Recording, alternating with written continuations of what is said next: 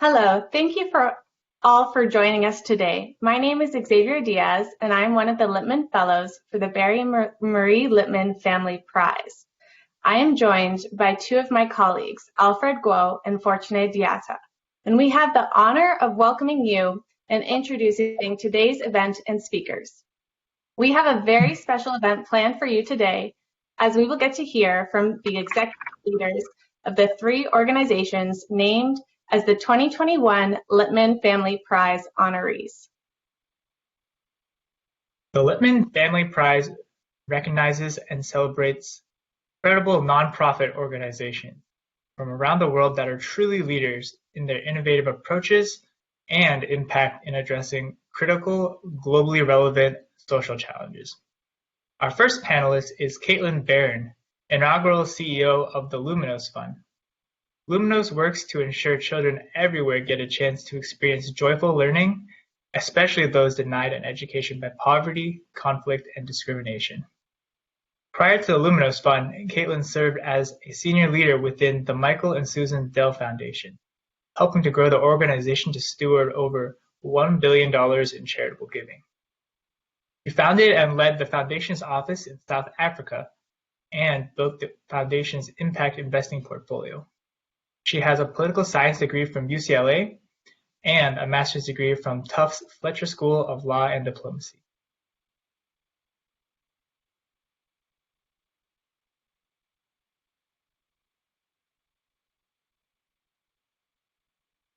Our next panelist is Laura Brown, CEO of PEACE, which stands for Promoting Equality in African Schools. PEACE works to expand access to sustainably delivered quality secondary education across Africa, so that all children have education that unlocks their full potential.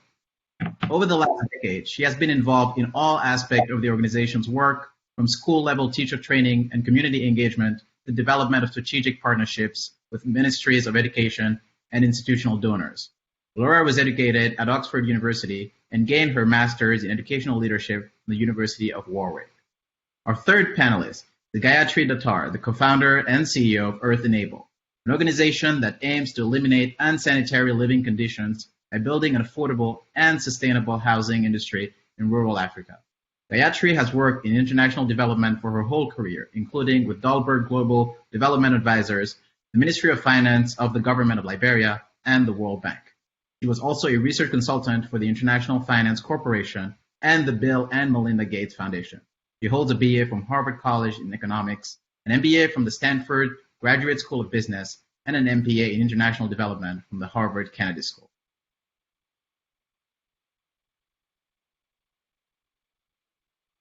Moderating the panel discussion today is Dr. Ann Greenhall, Deputy Executive Director of the McNulty Leadership Program at the Wharton School and an adjunct professor of management.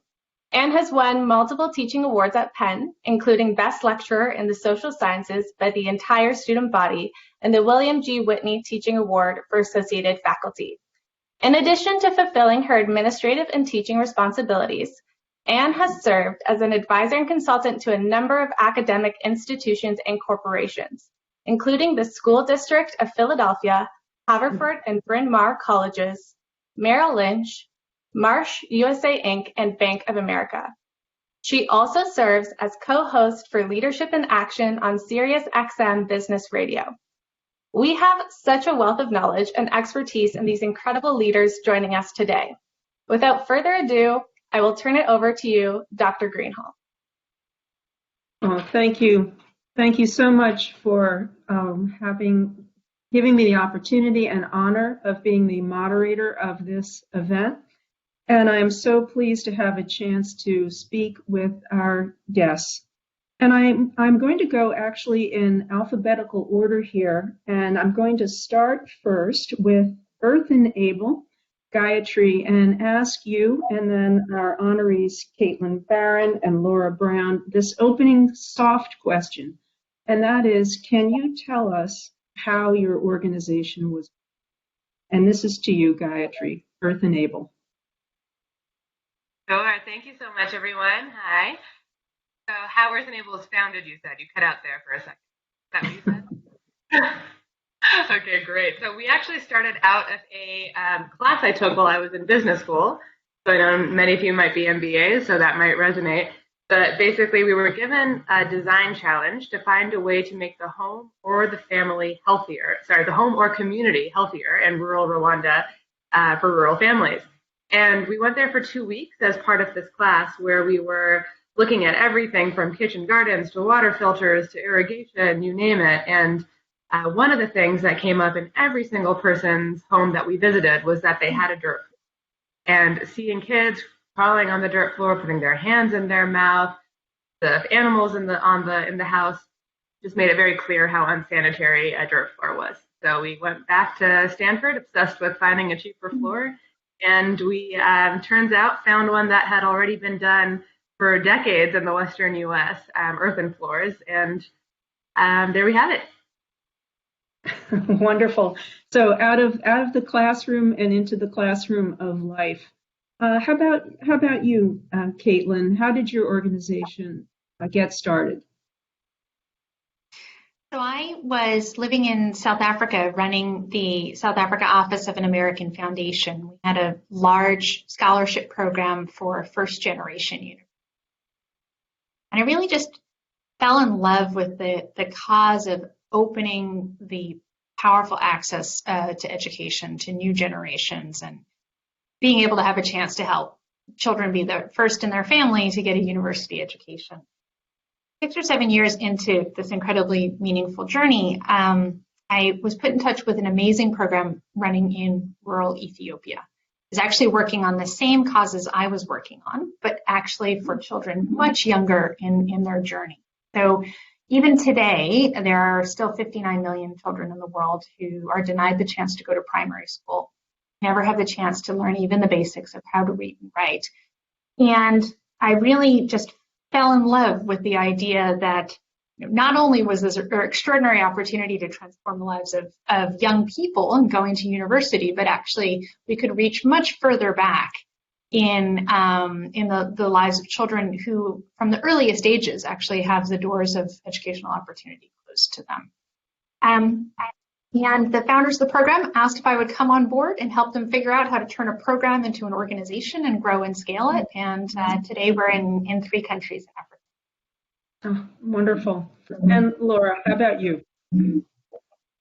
Thanks for the question. So by 2050, there are going to be 1 billion young people in Africa, which is just a huge and growing population.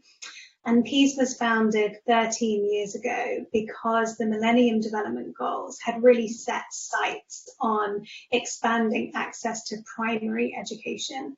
So the founder of PEACE identified this great need that there was this glut of children suddenly finishing primary school with nowhere to go on to secondary.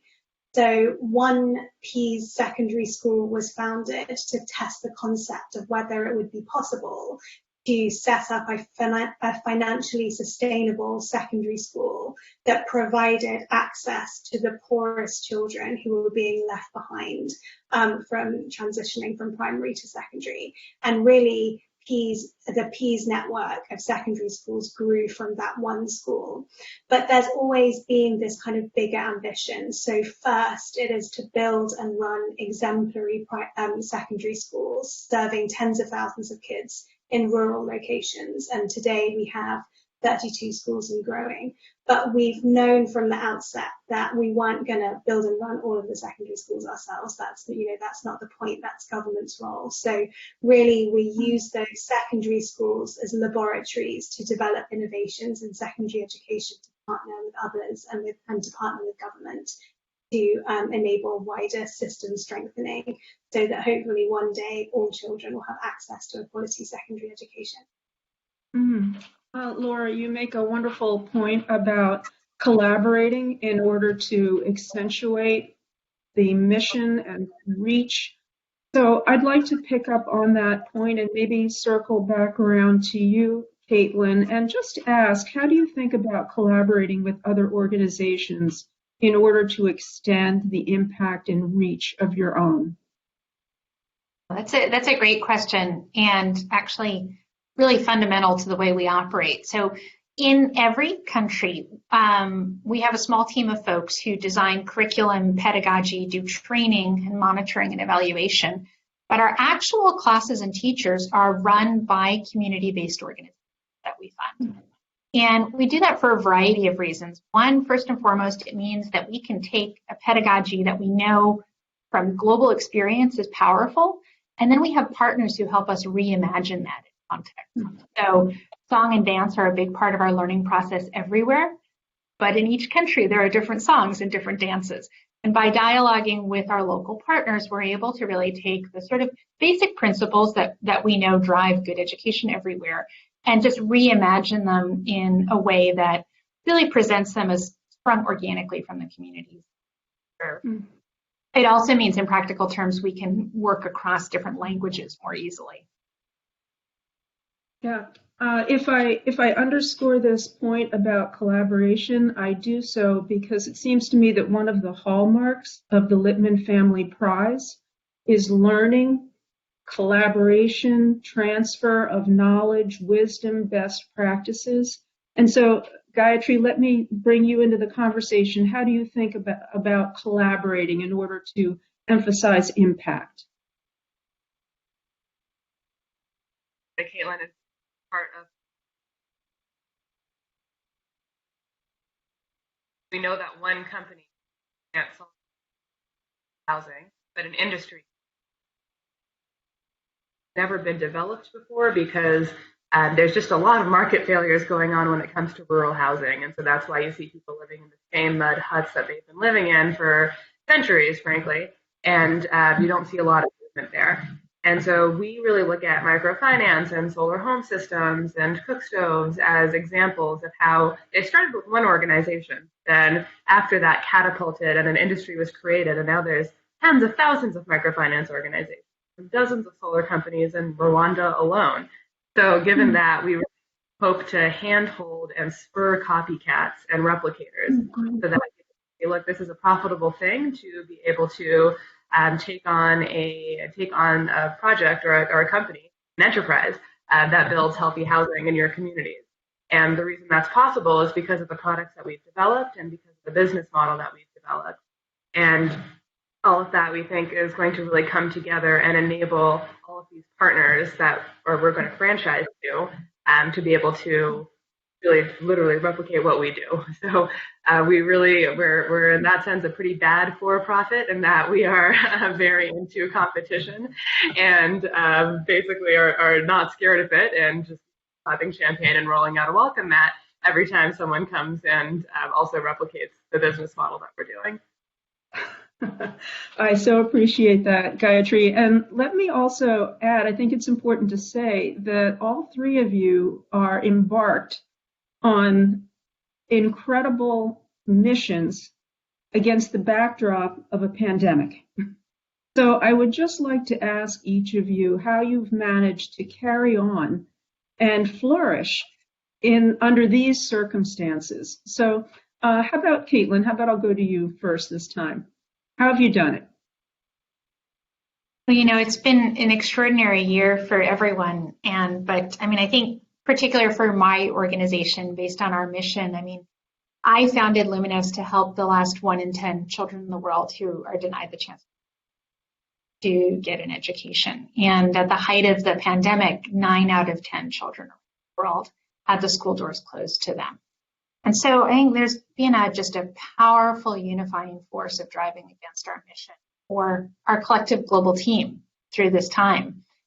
The interesting thing, quite honestly, has been, I think, the degree to which our colleagues leading country programs seem to have almost pivoted faster than I think we did in the head office in Boston. So for our colleagues in Liberia, this is their second year-long school closure due to a pandemic in 7 years.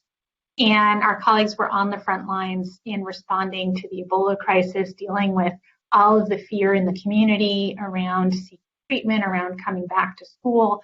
And it was really just been an incredibly inspiring time for us to see the way in which our country leads have truly led in this moment. And, I think like many organizations, we were founded on the principle of believing in local leadership and the power of bottom-up direction.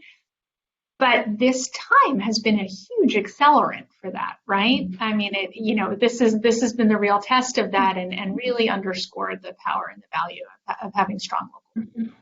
Very good. I want to come back to that point about local leadership, but I'm going to put that just as a pause here. And Laura, ask you, tell us about how you've done it in the midst of a pandemic. Yeah, so similar to Caitlin, the business of running schools at the moment has been a challenging one. So throughout the pandemic, all of the Pease schools have been closed for the best part of the year. And many of our schools remain partially closed in line with their government guidance. So we had these huge challenges on multiple fronts. So we had the big programmatic challenge of how do we serve our students who we know are the most vulnerable and at risk of marriage and permanent school dropout and learning loss? How do we serve them in a remote rural setting, out of school setting, when we've only ever done it in school before? But also a big kind of financial and business model challenge as well. So all of our schools are revenue generating social enterprises, and we didn't expect that millions of pounds worth of school fee revenue would suddenly disappear overnight. And we'd have this large group of schools unable to pay over 1,000 members of school staff suddenly. And then the third challenge was operational. So we have 1,200 members of staff at Pease. How do we get everyone working effectively from home, especially when most people are based in Uganda and Zambia, and when they're experiencing the stress of living through a pandemic and are mostly having their own kids at home as well in many cases? So really, I think the challenge as a leader of the organisation has just been managing an extended period which required innovation and decision making on every single front at exactly the same time. So it was really kind of a question of stamina. And I think in terms of how you do it, my answer is very similar to Caitlin's. It's about having confidence and trust that you did the groundwork up front to have a leadership team, a distributed leadership team, which is values aligned and competent, and empower that team to make the right decisions for the areas that they're leading. And like Caitlin and Luminos Fund, we have exceptional leaders in Uganda and Zambia and in our schools and in the fundraising team, etc. And so I was, it was really inspiring to me that when there was a period of crisis, everyone was able to kind of mobilize and get stuck in, and the organization has been able to kind of respond really, really positively. And then as the CEO, the job really is to kind of stay calm and positive and set the tone and support the brilliant team around you. Thank you so much. So far I'm hearing relying on local leadership. Gayatri, how about you? The best year that's because we were very lucky for a lot of things to kind of happen at once. So COVID happened. We had a very strict lockdown in Rwanda. And when I say strict lockdown, it means you go to the stadium overnight for a big timeout if you get caught past curfew. So as a result, no trucks could move. And we're a construction company in very rural areas delivering sand and clay and rocks to very remote households. So we had this whole fleet of dump trucks that was used to be moving around that were obviously grounded. And then because the lockdown happened, rural areas in Rwanda were allowed to continue farming and staying in their village. So there was some movement possible. But then all our masons who rely on revenue from customers to build and rely on those materials to build couldn't get that revenue anymore. And they don't have laptops, they don't have smartphones, they don't have any ability to work from home. But we actually did have them all work from home. And what we did was find ways actually they were on conference calls with each other, figuring out how to source materials from their backyards that could be used to build our floors. So instead of getting sand from sand quarries and muram or laterite, which is this rocky soil from those quarries, instead turns out the pit latrine is something you have to dig a very deep hole. At the bottom of that hole, you will find laterite, which is just around and free. Turns out that in the roadside ditches, and there's dirt roads in every single house that we serve, so in the roadside ditches there, there'll be sand that's just left there because water washes away the clay and the silt. Fun fact, soil is made of sand, silt, and clay only. That's what soil is. So every soil has what we need to make our floors, which is sand and clay. We just didn't know how to treat any random soil we could find, or how to find the soil that's most likely to be sandy, or the soil that's most likely to be clayish. We figured all of that out with conference calls and hundreds of masons trying to figure this out. So it was pretty awesome. By the end of lockdown, so they were building houses for their neighbors, building floors for their neighbors using techniques.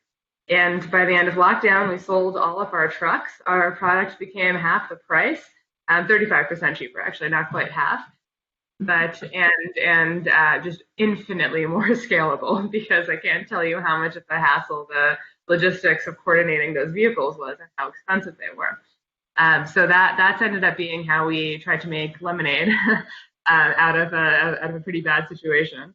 And then in that moment also, we switched to a micro franchise model. So we control everything, and then instead, post-pandemic, now the Masons are their own entrepreneurs, running their own flooring businesses, and a much more sustainable model, and also just much more empowering and decentralizes a lot of the control, which is always our goal. Oh, very good. Gayatri, you remind me of the innovation that we can find in a crisis. So never waste a good crisis, right? How about, let me pause here. I have more questions for our panelists, but I also want to make sure that I make room and time for voices of members of the audience. So if you have a question, please feel free to put it in the Q&A function, and I will take a look at your question, make sure that our panelists have a chance to address it. All right, so let me ask a follow-up, and then in a couple minutes, I will turn to our members of the audience.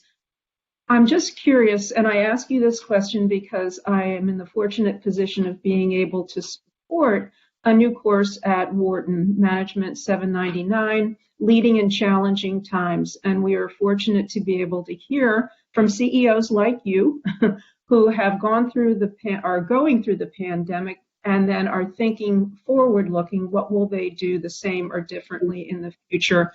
So I'm just wondering, based on this experience, Gayatri, you're making me think that you're not going to go back to the way it was, but go forward in a different way. So let me start with you. What will you do differently now that you've gone through this experience of leading through the pandemic? And our entire business. And again, our business model changed basically every year. So maybe this isn't the end. But we've just learned so much about the resilience of our team, because I guess we've been such a pivoty type of organization as we figure out how to build this industry and how to solve all of these market failures at once. It's just required an intense amount of focus from our team on whatever that challenge happens to be. And so the biggest thing I learned is that if we have the entire team's energy focused on one thing, we generally succeed in doing what we're trying to do. Mm-hmm. And so I think from now on, we're no longer an organization that is a construction company. We're very much basically a franchise network where the franchisees are the ones doing everything. The Masons are the ones running the entire company, and we're just there supporting them. So we changed our entire org chart around. We repurposed tons of people into different roles, a ton of training over the course of the year, all while changing our product to this new local materials product. So it was quite a lot, but basically nothing will go back to the way it was. It doesn't make any sense to be emitting all the carbon emissions of trucks. It doesn't make any sense to have piles and piles and layers of overhead, which is what we had in the model where we control everything. That basically the more you can decentralize control and decision making and push that out, so far the better it's been for us. And we've been doing that over the course of the 7 years of running EarthEnable. And I think now we've ultimately done that, in that if EarthEnable goes bankrupt tomorrow, our impact will live on through our franchisees because they're running profitable, sustainable businesses. That's wonderful. Laura, how about you? What have you learned, and what will you continue doing?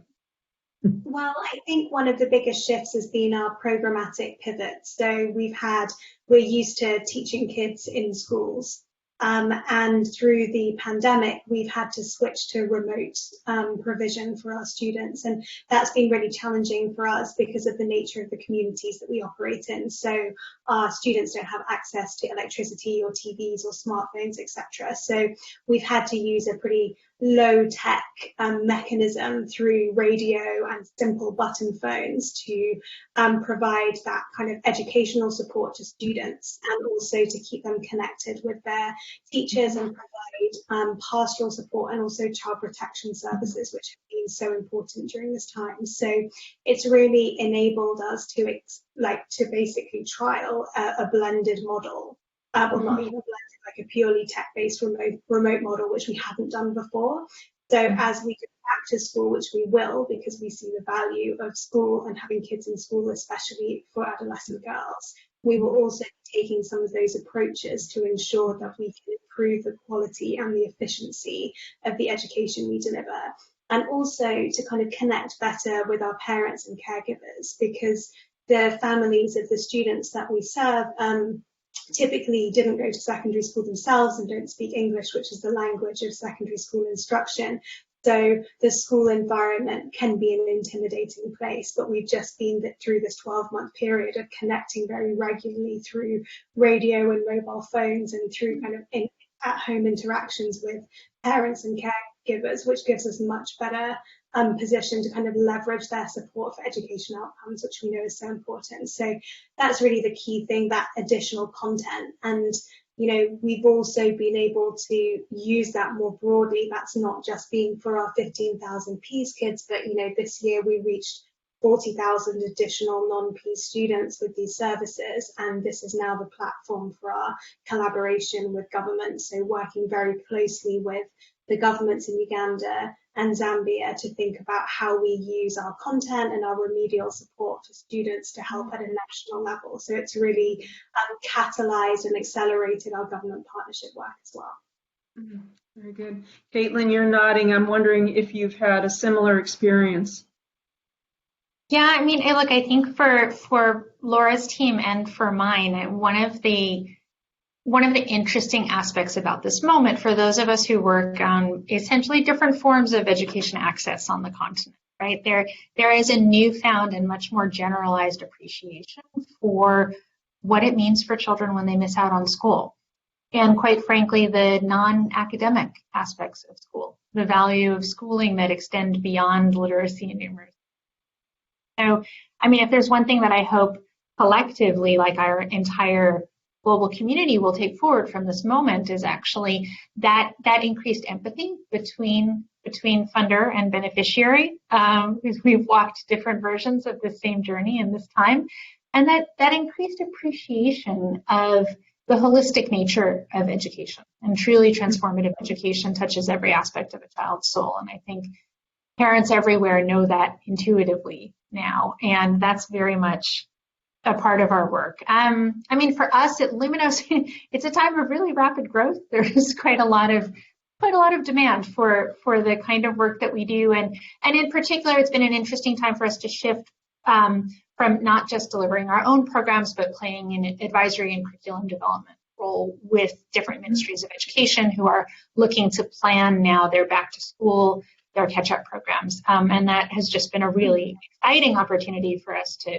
leverage what we know in a new, different way. Caitlin, you were the one who mentioned earlier the importance of local engagement, and this has been emphasized by all of you, of decentralizing and pushing authority and decision-making down. May I ask a related question to that? And I have an assumption here, so correct me if my assumption is wrong. But I'm assuming that all three of you are leading organizations for populations that are different than your home population. So you are leading as an outsider, if I may say. So can you speak a little bit to the challenge of leading as someone who is not from the population you are serving, and how you have risen to meet that challenge? So, I'm open. Who would like to start? Honoree's choice. All right, Gayatri, I'm going to lean on you. Yeah, it's such a good question, and one I've been thinking about a lot. After the Matter movement resurrected last year, I read Me and White Supremacy and just learned a lot about, because I do identify as a person of color. I've never considered myself to be white, but in the U.S. that was true. But here, I live in Rwanda. I've lived here for 7 years. I very much have a lot of white privilege, and recognizing that has also led me to realize just how many aspects of colonialism there still are in international. There's a lot of organizations that look like the three of us, people who are not from the communities that we're serving, leading. And that really prompted me. So far, we only have me and one other expat in the entire organization, and 100% of us live in either Rwanda or Uganda. And that was something that was important to me from the beginning. Learning Kinyarwanda was important from the beginning for me, so I could try to at least somehow fit in and try to empathize a bit more with my customers. But I mean, there's no way I'll ever come close to actually being Rwandan or being able to claim that I'm from here. So given that, we made an active push to decide that we are going to have local leadership, that I have a transition plan out so that, and even now, our managing directors are all from Rwanda and Uganda. And I really play like a supporting coach role rather than a decision maker role. So I give them full autonomy to make everything, but they come to me with questions and I help them assess the downside risk of things just based on the hundreds of mistakes I've made over the past 7 years. So they'll come to me and ask me for advice on things, but I really see myself as a coach instead of a leader now. And that was a difficult shift. It was an intentional shift in the way that I perceived my role as the CEO, to be a bridge between funders in other parts of the world and this cause I'm so passionate about, and this organization I'm so passionate about, but no longer thinking of it as my organization and thinking about it as their organization that I am supporting. Thank you, Gayatri. That's a beautiful, beautiful response. Caitlin, how would you reply to that, leading for populations that are not your home, not your own? I think Gayatri's frame is really spot on. I think, all you can do in a role like this one is just be forever cognizant of the profound and immovable power dynamic between a foreign founder who has access to fundraising capabilities, who can tell the story of the work easily in a way that the global community can appreciate and understand, and the nature of a team who actually knows the community that we're serving best and knows what they really need. And I think all you can do is again and again remember the significance that never goes away. Like we are forever approaching a deeper and deeper understanding, but we're never remotely going to get there. And so my participation in a conversation is always going to carry a different weight, and it's always going to have more inhibiting forces than anyone else's. And you just have to move through your organization knowing that. I mean, two things we like to do at Luminos. One, first and foremost, I was very clear from the beginning that if we were going to start an international NGO based in the US, we were going to have international leaders. So I didn't want to be a part of that traditional model of a sort of US leadership team and then local leadership in country. And so that's been key to us from the beginning. So the few most senior individuals on our management team are from Africa and South Asia. Critical part of bringing us much closer and making sure that, that means that there are senior people in my organization who can challenge me, right? Because they are both, in some sense, they are both from the communities we serve, and yet they've moved through an international context, which means they have two voices, they have two perspectives, and it means that they themselves are just inherently in an easier position to ask hard questions than the rest of our colleagues. But I mean, beyond that, you have to work incredibly hard in building a culture where it's really comfortable to fail and it's comfortable to say, I don't understand, and where the expectation is not everything's perfect, right? There's especially in international development, there's a tendency to, because the people who fund your work are really far removed from the work itself, there's this tendency to want to tell a sort of sanitized and cleaned up version of what that work actually looks like. And over time, what that means is that can inhibit a team, even internally, from being honest about what are we struggling with. And so we really, really have to work hard to build that culture of honest feedback and naming it when you make a mistake and celebrating when your more junior team members come forward with problems or with shortcomings or things they've done. Caitlin, I'm going to bring Laura in, and then, as I promised, bring in a question from our audience. We heard from Gayatri the word coach. CEO is coach. In a word, how would you describe your role as CEO?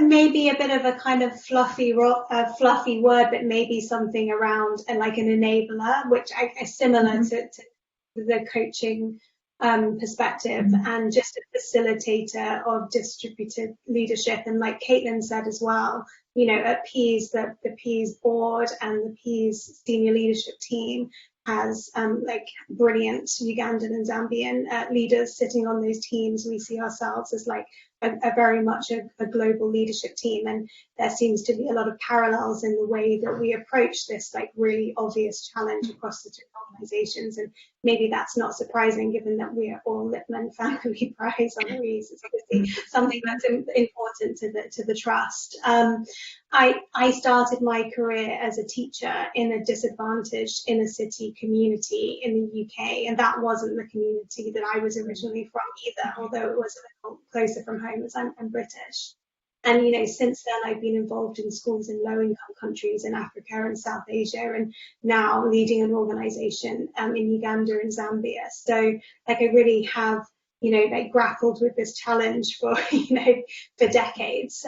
And, you know, the key challenges are really understanding like local contexts and challenges so that you can make good decisions, and building trust across socioeconomic, cultural and racial boundaries as well. And, you know, you can keep on with the different strategies to, you know, try and build that trust and understanding, but like ultimately just really like listening well and surrounding yourself with like brilliant leaders from the communities that you partner with and work with is like the most important thing. But I feel as the leader, as a CEO, ultimately what you need to do is like constantly reflect on the power and the privilege you have by nature of your role and your circumstance, and to think like what can I do personally to drive diversity, equity and inclusion? What is my role and my responsibility, and what can I do?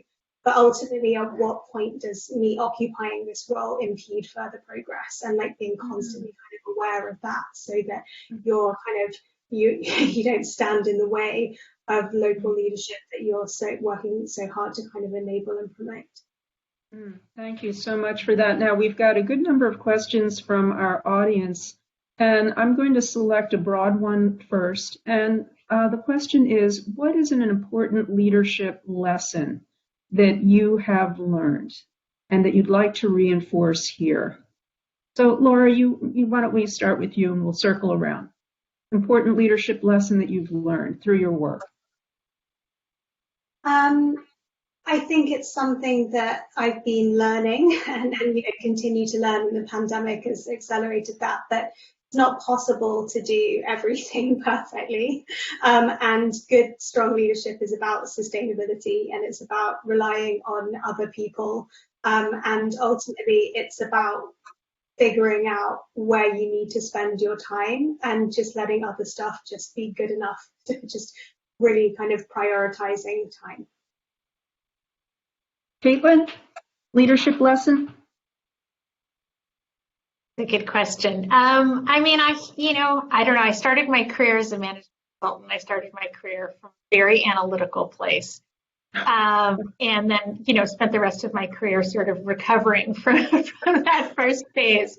But I think probably what I have learned the most in the last 10 years is that everybody shows up to work as their full person.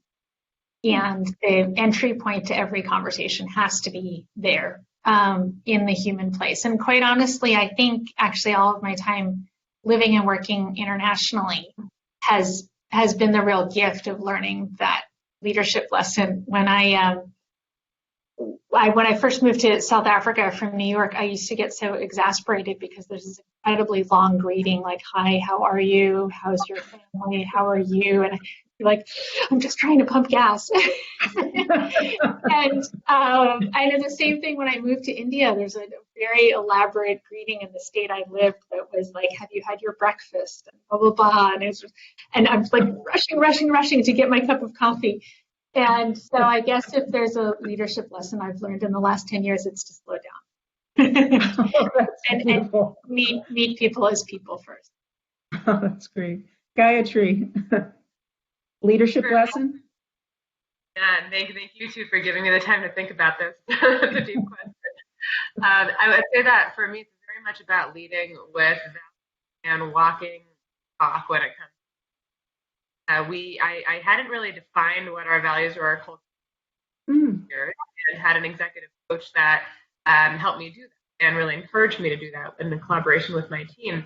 And it was so interesting because these 7 values that we have, they're on our walls, they're how we recruit, they're how we do performance reviews, they're how we make decisions, they're everywhere. They permeate the organization decision that we make.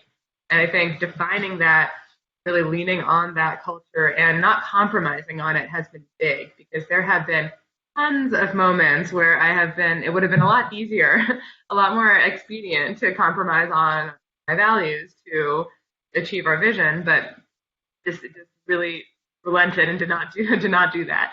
And as a result, I think we're a much stronger organization. So an example I can give is that we are very deliberate and conscious about our pay. We make sure that we have a pay multiple that feels ethical to us, that is kind of like a microcosm of the world we want to live in. We don't have different salary scales for expats and local staff. That's something that we see very typically in Rwanda, which we never did. And that does mean it's very hard to recruit the good expat talent, but we just don't get a lot of people that end up working with us, and we just haven't done that. And what that has led us to do instead is really deliberately build up our team. So we've started an internal professional development program. Actually, Caitlin Ava is one of our fellows now, because we rolled it out into a different program altogether. But basically developed that because we really needed to grow middle managers. And now 96% of our managers are homegrown. So former Masons, former sales reps, former entry-level employees out of college. And really leaning on our values enabled us to make those types of decisions, which are kind of long game decisions versus things that would have been quicker and easier to do in the short term. Gayatri, I really appreciate your point of being even-handed with respect to expats and local. And your comment gets me to catch one of the questions from our audience, who is asking about supporting female leadership in your organization. So I'm going to ask all of you to address that. Maybe with one preface, let me share with you and everyone in our audience that this is the first time in the history of the Lipman Family Prize that we have not 1, not 2, but 3 honorees and CEOs who are women leading their organizations. So the question from the audience is particularly apt. So I'm assuming, and I bet I'm right on this, but how do you go about supporting women in your organizations? So Gayatri, we'll start with you and circle around. This is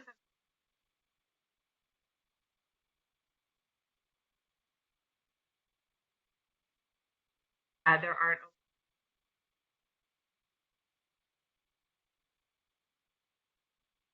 And so this was a thing. It was a very big problem for us in the early days. In the first couple of years, I looked around and our ratio was just awful. I was at many meetings, I was the only woman in the room. And I really didn't prioritize it until I would say a couple of years into the organization, when it was very obviously a significant issue, because you have an engineering position open for a civil engineer, you have 19 men apply and 1 woman apply, and at the end of the day, you end up often picking the man. Just probability ended up making that happen.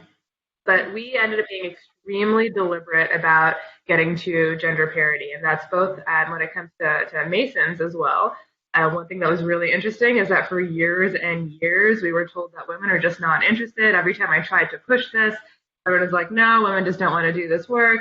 And then we have a district manager who's a woman and a construction manager under her who's a woman. And then all these female Masons started wanting to get involved and started compacting, and everyone was very impressed by it. So it just goes to show that you need the right environment. You have to be very deliberate about creating the environment. And of course, there's a million odds against female Masons, and that you have to convince their husbands it was their idea. You have to make sure that you have childcare set up. You have to make sure that that the days of training are half as long. You have to, there's many things you have to do differently, but it's 100% worth it once you do, because the women are significantly better than the men generally when you look at the quality assurance scores that we have. The detail orientation, the deliberateness, there's a lot of value there, and I think having to develop the right systems to enable equality of opportunity was really important, because and it might be more expensive up front, it might be a bigger push up front, but very much worth it in the end.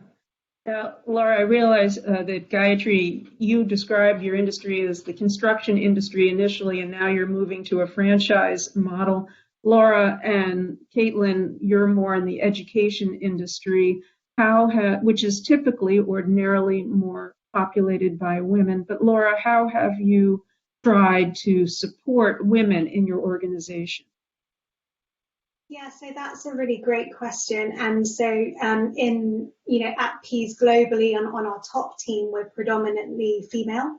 And I think that's great female leadership is really important, and particularly role modeling for our schools and our communities, where we have our primary focus is on girls' education, adolescent girls' education, and supporting girls to overcome the additional kind of social and cultural barriers that they face to enrolling in and staying in and achieving well at secondary school, and ensuring that they that they're finishing their education, not getting married and too early and stopping their education. So it's critically important, and we know that our girls' education objectives and our impact as an organisation is so interlinked with this issue of who our staff are and who our leaders are.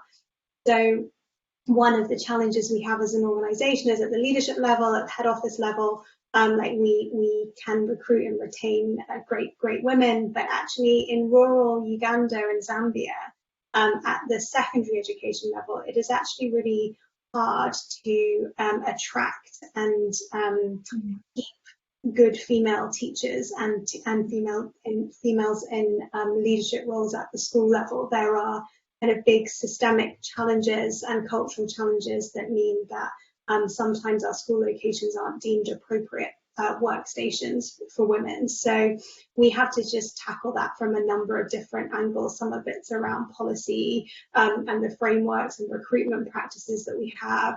Some about it is knocking out unconscious bias in all of our processes in Uganda and Zambia at the school level. But, also back to one of the points that was made earlier, it's a lot about developing our own talent. And so we're now at the stage as an organisation where we have, female students from Peas schools who we've supported to do their teacher training and then come back into schools to be teachers and then promote them as school leaders. So actually growing our own and having those professional development pathways for women is something that we see as a really critical piece to solving the issue of the gender imbalance at school leadership levels. Very good. Caitlin, is your experience somewhat similar? Leadership, more women at the top? Yeah, I think Laura speaks to there's a particular phenomenon in international education NGOs, which is very much the case of sort of how can we avoid having too many women at the top, and how can we ensure we have enough women at the bottom. And that's just always the lopsidedness that we're managing in our sector. The good news about international education is that gender gap is closing quickly. I mean, nowadays, girls and boys are moving through school at an increasingly similar rate. And in middle-income countries, girls actually moving through school more successfully than boys. So we are watching this dynamic change in this generation. But the nature of education is that your workforce is always the last generation's throughput, right? So, yeah, I mean, quite frankly, I mean, we have the same struggles that Laura does, that, you know, we work exclusively in rural areas in very low income countries, and they're just, in that generation, only a tinier proportion of girls would have completed grade 10, which is the qualification that we need for them to be able to teach in our grades 1, 2, and 3 classes. So, I mean, what we do to manage that, I mean, we're pretty hard and fast with quotas in terms of who gets into the interview pipeline. We make sure there's an equal number of men and women coming in. That doesn't mean there's an equal number coming out, but we can be really strict about making sure we're looking at equal numbers. But honestly, most importantly, the biggest thing we do is work on creating gender inclusive classrooms. So we teach teachers a variety of kind of values-based things, and then honestly, like some pretty mechanical stuff, like alternating calling girl, boy, girl, boy, girl, boy in the classroom, making sure that like leadership roles within the classroom are held girl, boy, girl, boy, girl, boy. And then within our classes, we're always at parity in terms of the number of girls and boys. In all the countries we work, and most of the countries in the world, at the primary phase, there's actually an equal number of girls and boys out of school. So the question is not so much targeting girls over boys, it's rather like creating an environment where both girls and boys can be successful. So that is something we work really hard on. Very good. We have maybe one more question from our audience, and then we'll do what I like to call in Leadership in Action with my colleagues, an AAR, a little bit of an after-action review. Last question from the audience. Post-pandemic, what do you see as the biggest new opportunity for your organization? So, Caitlin, let's start with you on that. What do you see ahead? Biggest new opportunity? I think there's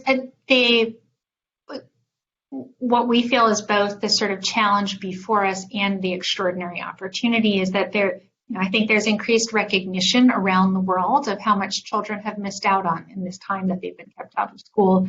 And there's a real focus on the sort of impending crisis of learning loss. I think our important role in this moment is both recognizing that, naming that it's true, and really quickly pivoting to actually the lesson of our work, which is that learning gaps can be closed. And actually, we work with children who learn 3 years worth of learning in just 1 year. I think the most important thing to take away from our experience is not anything about the mechanics of what we do, but it's the appreciation that the children themselves are not the binding constraint. Children are capable of learning an enormous amount in a short period of time. It's on us, the sort of parents, educators, global community, to actually make that possible for them. Oh, thank you for that. Laura, how about you? What's the opportunity moving forward? It may seem like an obvious answer, but I think technology in education. So ultimately, the world has tested remote responses and got more comfortable with technology to support learning. I see that as a huge opportunity, even in the most remote and rural communities, but I just would caution that it also has high potential to be a driver of further inequality as well. So whilst it is this huge opportunity, we need to face on recognizing that it could be like further polarizing, and try and figure out how we manage that conundrum. Very good. Gayatri, how about you? Us, it's really about pandemic and had to get so hyper has really emphasized the importance of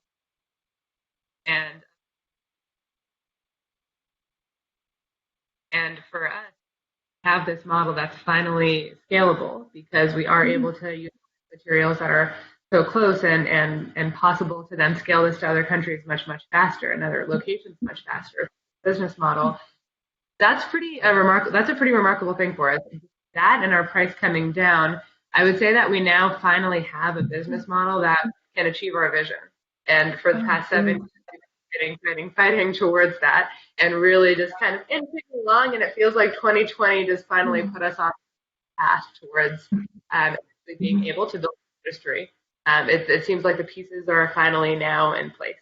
So there's a couple more left. We still have to figure out a lot about how people can be financing their homes over time and their housing products. Most of you probably didn't pay for your house with cash. That's what people in rural areas have to do. There's no 30-year mortgages here. There's no option to upgrade your house. That's actually a healthy place to live. So we see that as kind of the remaining market failure, but a lot of the other ones are really kind of achieved for us now. So we see a very, very bright path and a very full of hope. Very good. All right, how about in our remaining just few minutes together, if I were to ask you to reflect on the conversation I've had, what high-level learning would you like audience members to take with them? And I know that everyone in our audience, in no matter what way, whether it is quite local or global, desires to make a positive impact and a positive difference in the world. Laura, what would you leave our audience with? Well, I'm certainly leaving feeling really inspired by listening to Caitlin and Gayatri. So I think if it's good to take something away on a Friday at 6 p.m. where I am, I'm feeling like, I've learned from some, they're a great organization and great local leaders who are doing fantastic stuff and innovating, in the most challenging circumstances. So, I hope everyone else is leaving this conversation feeling as kind of motivated as it's made me feel. Very good. We can do it. Caitlin? Well, we talked about the importance of supporting women within our organizations, but we didn't have the chance to talk about the opportunity to support other women leaders. And I think one of the lovely things about this group that the attendees may not know is that there are all sorts of implicit threads and connections between our three organizations. So one of Laura's former colleagues works with me. One of my colleagues is going through Gayatri's management training program. And I just think that the lesson I sort of take with that is that the how of how you move through the world is as important as the what of what you're going after. Oh, thank you for that. Gayatri. I'm also so grateful. Inspired. Education is one of those things that I see as such a powerful, needed thing in the communities that I work in. And it's just so inspiring to hear about the type of work that Caitlin and Laura are doing, because that really gives me a lot of hope. So I would say that the big thing is that in a very dreary world and with lots of bad news around these days, just the grit that you two ladies have shown and being able to switch completely remote, I mean, that's unbelievable. That's pretty remarkable, and the amazing opportunities that's going to unleash for everybody else and just future generations. It just shows that there's a lot more positive than there is negative in the world. And if only we could focus more on the positive. Thank you for that, Gayatri. So now please let me invite everyone in the audience to join me in a hearty, if virtual, thank you and congratulations to all three of our panelists, Gayatri Datar, EarthEnable, Caitlin Barron, the Luminos Fund, and Laura Brown Pease. Everyone, you're in the event portal, so be sure that you take a moment to look at our video library and get more information about our honorees and the great work that they are doing.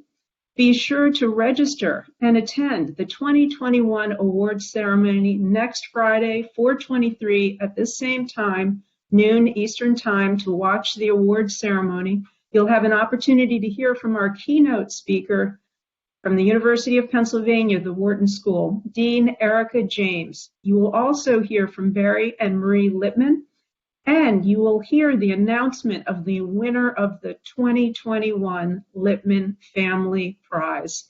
Immediately afterwards, please join me and everyone in the audience for a virtual toast. Thank you for attending, and once again, a thank you and congratulations to all three of our panelists.